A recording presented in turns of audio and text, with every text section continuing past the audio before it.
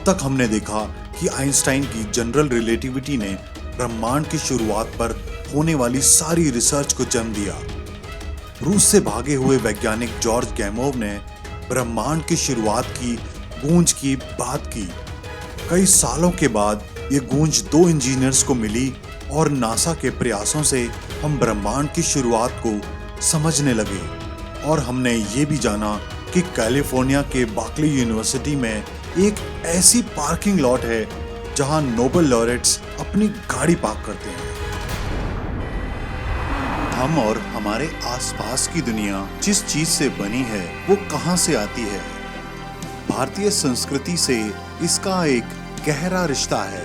भारतीय दर्शन इस परमाणु को ढूंढने की कोशिश कम से कम 2500 साल पहले से कर रहा है।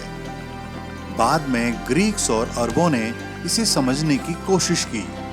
1960 के दशक में दो अलग अलग संस्कृति से आए हुए युवक इससे जूझ रहे थे। उनमें से एक था ब्रिटिश फिजिसिस्ट पीटर हिग्स और दूसरा पाकिस्तानी महानायक अब्दुल सलाम। हम में से कुछ लोगों को याद होगा कि सन 2012 में एक खबर सुर्खियों में छाई हुई थी। ये खबर थी गॉड पार्टिकल के मिल जाने की। इसे हिग्स बोसॉन भी कहते हैं। अब आखिर हमारे अंदर के द्रव्य का इस हिग्स बोसॉन के साथ क्या रिश्ता है? पूरे ब्रह्मांड के अंदर ये जो परमाणु हैं वो क्या हैं और उन पर कौन से फोर्स लागू होते हैं? इस पूरी कहानी को हम आज के एपिसोड में समझेंगे।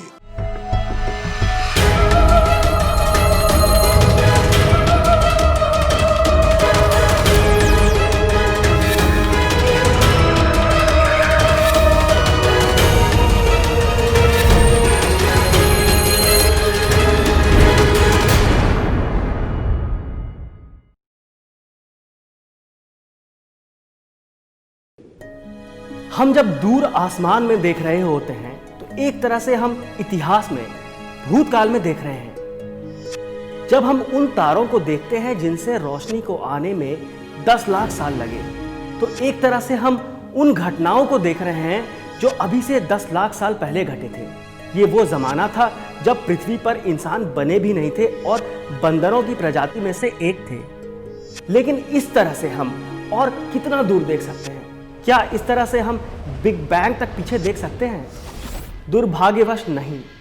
अंत में हम एक दीवार से जा टकराएंगे। ये वही कॉस्मिक माइक्रोवेव बैकग्राउंड की दीवार है जिसे हम देख चुके हैं।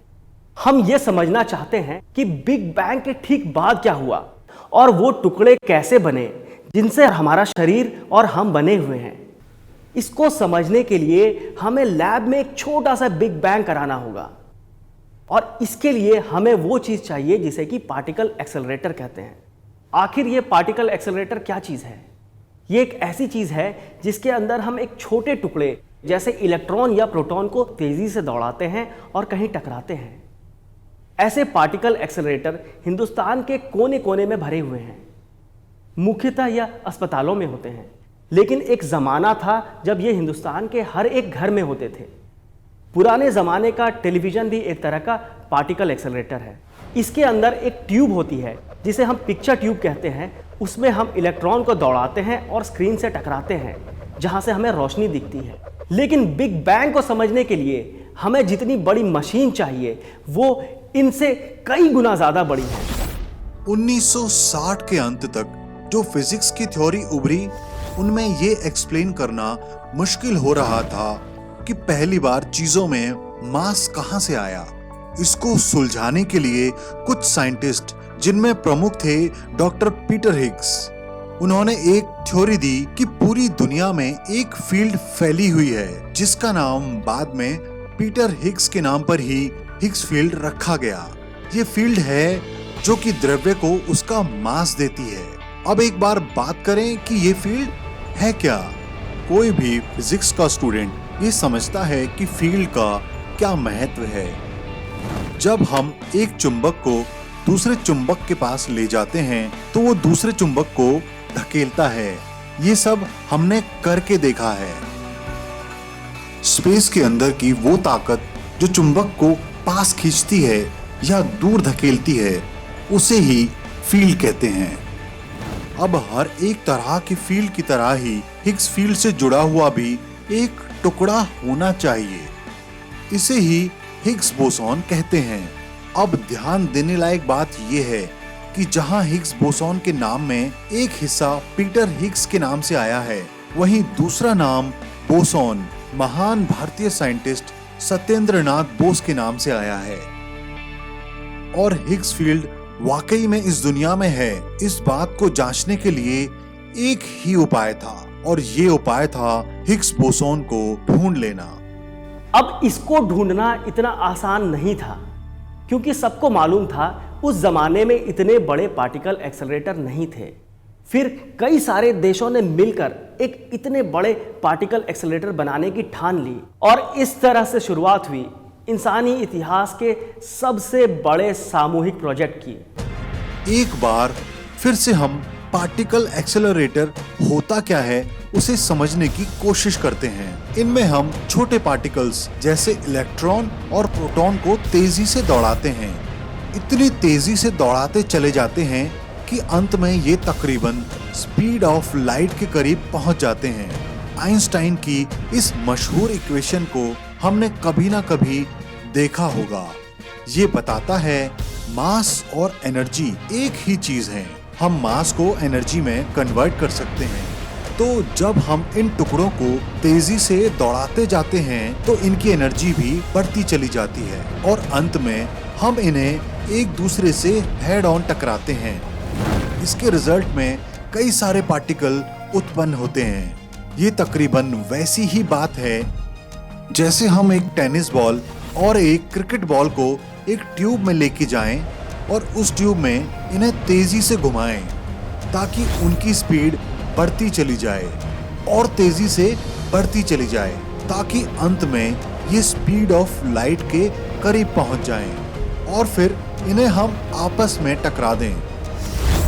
और इन दोनों के टकराने से कई और बड़ी चीजें निकलें, जैसे गोभी, आलू और रेफ्रिजरेटर। बात विचित्र लगती है, लेकिन इसके अंदर तकरीबन ऐसा ही कुछ होता है। सच कल्पना से ज्यादा विचित्र है। इन्हीं पार्टिकल्स को हम गहराई से स्टडी करते हैं, और इन्हीं में से एक काम था उस मुश्किल हिग्स बोसॉन को ढूंढ लेना। हिग्स बोसॉन की हम थोड़ी और बात करें।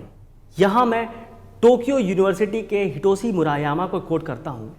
मुरायामा इसे ऐसे समझाते हैं कि बिग बैंग के थोड़े समय बाद हिग्स बोसॉन खाली स्पेस में वैसे ही फ्रीज हो गया जैसे कि भाप पहले पानी और फिर बर्फ में फ्रीज हो जाता है।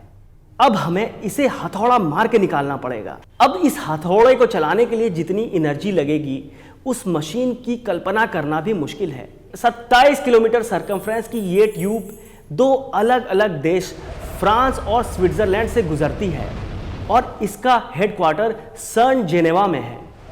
अगले 15 सालों तक इसमें 10,000 से ज्यादा बड़े साइंटिस्ट काम कर रहे थे। 14 मुल्कों से ज्यादा के साइंटिस्ट इसे ढूंढ रहे थे, लेकिन इसको पकड़ना तो डॉन से भी ज्यादा मुश्किल था। खैर, 4 जुलाई 2012 में सर्न ने अनाउंस किया कि उन्होंने हिग्स बोसॉन जैसा कुछ पार्टिकल ढूंढ लिया है। ये साइंस कम्युनिटी की ही नहीं बल्कि पूरे यूरोप की जीत है। जिस यूरोप ने हजारों साल तक एक दूसरों से लड़ाई लड़ी, अंत में उन्होंने मिल बैठ के इतने बड़े काम को अंजाम दिया। इसको ढूंढना इतना मुश्किल था कि खुद पीटर हिग्स ने कहा था कि उन्हें ऐसा विश्वास था कि उनके जीते जी इसे नहीं ढूंढा जा सकता। खैर, 2012 के अनाउंसमेंट के पहले भी कई बार ऐसी अफवाहें उड़ती रही। उनमें से एक फेमस अफवाह थी 2010 की, जब ऐसा पता चला कि हिग्स बोसॉन मिल गया है।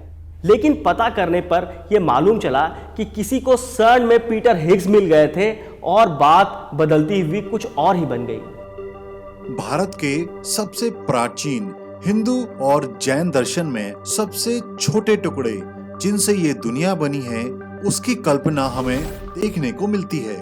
इसे वो परमाणु के नाम से जानते थे, जिससे शब्द परमाणु भी आया। अगले 2500 साल तक इस परमाणु को समझने की कोशिशें चलती रही, लेकिन इसमें कामयाबी 19वीं सदी के अंत में मिलने लगी। इलेक्ट्रिक करंट को तब समझा जा चुका था और ऐसा माना गया कि ये जो करंट है ये बहुत ही छोटे टुकड़े के दौड़ने के कारण होता है। इसे इलेक्ट्रॉन कहा गया। 1935 तक जो बेसिक टुकड़े हैं इलेक्ट्रॉन, प्रोटॉन और न्यूट्रॉन, उन्हें ढूंढ लिया गया। इसके पहले जहां तकरीबन 100 एलिमेंट्स की बात होती थी, अब केवल इन 3 पार्टिकल्स के द्वारा चीजें एक्सप्लेन होने लगी। ये एक बड़ी सफलता थी। आज भी स्कूलों में यही पढ़ाया जाता है कि दुनिया इन्हीं 3 टुकड़ों से बनी है। लेकिन 1940 के ही दशक में इस थ्योरी में सुराख दिखने लगे।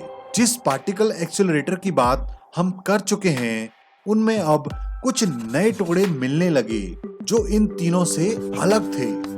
1960 के दशक में प्रोटॉन से भी छोटे टुकड़े की बात की गई। इन्हें क्वार्क कहा गया। इस क्वार्क फैमिली में 6 तरह के क्वार्क होते हैं और दूसरी फैमिली है लेप्टॉन्स की फैमिली, जिसमें प्रमुख इलेक्ट्रॉन है। पूरी कायनात इन 12 तरह के टुकड़ों से बनी है। लेकिन अगर दुनिया में फोर्स यानी बल ना हो तो ये टुकड़े कभी आपस में जुड़ ना पाए। ऐसा पाया गया कि दुनिया में 4 तरह के फंडामेंटल फोर्सेस हैं। ये हैं gravitation, electromagnetic force, strong force और वीक फोर्स। दूसरा महत्वपूर्ण विचार ये है कि ये फोर्स काम करते हैं जब ये एलिमेंट्री पार्टिकल्स एक दूसरे के साथ कुछ और छोटे पार्टिकल एक्सचेंज करें। ये छोटे पार्टिकल्स हैं ग्लूऑन्स, बोसॉन जिन्हें हम देख चुके हैं, और फोटॉन यानी रोशनी। पिछले कुछ वाक्यों में हमने पिछले 100 साल की फिजिक्स को बंद कर दिया। इसे standard model of particle physics कहा जाता है। स्टैंडर्ड मॉडल को डेवलप करने में वैसे तो बड़े सारे वैज्ञानिकों का योगदान है, लेकिन इनमें हम कुछ प्रमुख की बात करते हैं। पीटर हिग्स की तो बात हमने कर ली, अब हम करते हैं महान पाकिस्तानी वैज्ञानिक डॉक्टर अब्दुल सलाम की। डॉक्टर सलाम का जन्म गुलाम भारत के पंजाब प्रोविंस में हुआ था। बाद में उन्होंने पढ़ाई लाहौर और फिर ऑक्सफोर्ड में की। हमने जो इलेक्ट्रोमैग्नेटिक फोर्स और वीक फोर्स की बात की, सलाम ने इन दोनों को आपस में जोड़ दिया और इस काम के लिए उन्हें नोबेल प्राइज दिया गया।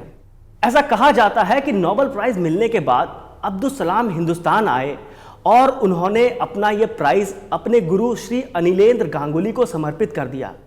उनका कहना था कि गांगुली ने ही उन्हें बचपन में फिजिक्स की प्रेरणा जगाई थी। चलते चलते एक बार हम गॉड पार्टिकल की बात भी कर ही लें। 2012 में अखबारों में एक खबर दौड़ रही थी कि कोई गॉड पार्टिकल मिल गया है।